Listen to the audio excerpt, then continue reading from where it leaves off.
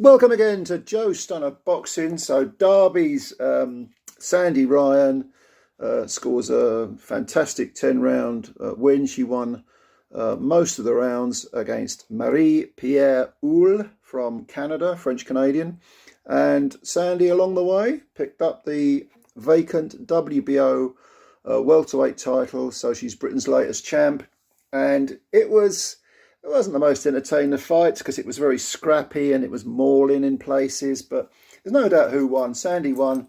I hadn't seen the French-Canadian girl before. She came in with 8 wins, 1 draw, no defeats, 32 years of age. Sandy, we know a bit about. I think I've seen all her professional fights. A year ago, she had a bad defeat against Erica Farias. She then avenged that with a unanimous decision. She had one other fight since then against Aneshi Sanchez, and that was again a unanimous decision. And now she's beaten an undefeated fighter in Houle, and she is the WBO welterweight champ. But like I say, this wasn't that entertaining because Miss Houle, Mademoiselle Houle, yeah, she was crude, to put it mildly. I mean, she came out from the word go, throwing these lead punches, lead overhand rights, and whether she was in range or not. And when she got up close, she was sort of mauling, trying to work, but it was scuffing, cuffing punches, nothing really clean. Sandy Ryan, you would think, far better skilled.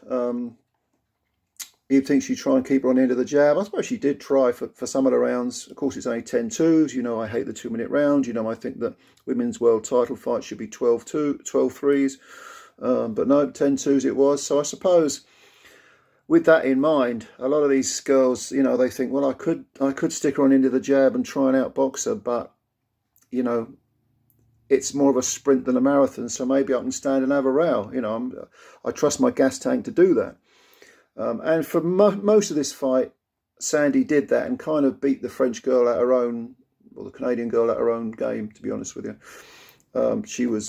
It's weird because Houle, she got these really thick, powerful looking legs, and you know, you would think that I mean, I know this can be deceptive, but if you've got someone with powerful looking legs, you think they might be able to plant them and then work. But it doesn't necessarily follow that because you've got powerful legs, you're going to produce the power. Ms. Houle she's only got 2 knockouts in 8 fights, and if you look at her box rate record, she hasn't fought anyone of note at all. Sandy's got 2 knockouts in 5, 5 wins, but probably hits harder, much harder. And by the middle rounds, the Marie Pier Houle was looking a little bit all at sea, not really knowing what was going on. She was I think it was one of the middle rounds, 4th or 5th round. She was grabbing and holding, trying to get Sandy around the waist. It was very scrappy, and Sandy was really putting it on her. I think in the 5th and 6th round, Sandy, like I say, she really did take over big time and was sort of, I suppose, in a sense, ragdolling the Canadian girl. But in the 7th round, she kind of took her foot off the gas, and I don't know whether that was because she'd used so much energy up in those 5th and 6th rounds that maybe she was taking a little break. You would think over 10-2s, although it's not. I said it's more of a sprint than a marathon, but sprint's probably the wrong word. It's more. Maybe it's you know, an 800 meters compared to a marathon. You know, you've got to conserve some energy at some point. And I think Sandy, she didn't really let the French girl or the Canadian girl back into the fight, but she did. She was a little bit less, putting a little bit less meat on her punches, and maybe moving down to 3rd gear. Not so much back into neutral, but you know, from 5th to 3rd maybe. But Marie Pier Houle didn't stop trying. It looked in the middle rounds as if she might capitulate, but she didn't. She kept going forward, trying to land punches. And to be honest with you, in one of the later rounds, I mean, maybe the 8th, was it, or the 9th, she was landing some stuff. She was landing some decent punches, but she was never going to win this fight. She just didn't have the skills. And we know about Sandy Ryan, good amateur background. She's 29 now. This is only her 7th fight. And we know all about the women's code and how it's got quite a shallow gene pool of talent. But, all right, it's a vacant belt, WBO, welter belt. I think there have been strong rivalry between Chantel Cameron and Sandy Ryan, and we know that goes back to the amateurs, and we know that what Chantel's up to next. She's taking on Katie Taylor for, you know, defending all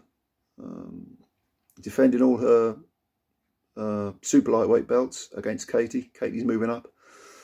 So clearly Chantel's career is way ahead of, professional career is way ahead of Sandy's, but you never know, they could meet further down the line, who knows? Especially if Chantel was to win that fight against Katie, which is not out of the question. So yeah, Britain has another world champ. WBO welterweight champ is now Sandy Ryan, and well done to her. 29 years of age, still got a few years left, probably in her prime. Not going to get much better, you don't imagine. Or maybe I shouldn't say that. For Marie Pier Houle, she now 32 years of age, slips to 8 wins, 1 defeat, 1 draw. Can she make another run at a world title? Like I say, there aren't a great deal of elite female fighters out there, so it's possible she could pick up maybe another vacant belt. But what do you think of this fight? It wasn't the most entertaining. It was okay, you know, nothing special. But let me know your comments below. Spread the word about Joe Stunner Boxing. Try and get us as many subscribers as you can. Tell all your mates to hit that subscribe button. Appreciate it a great deal. I always appreciate your time. And hit the like button as well if you could. And we'll speak again soon. We've got the big one to come. Cordina's fighting. Can he win? Who knows? Watch this space. Bye for now.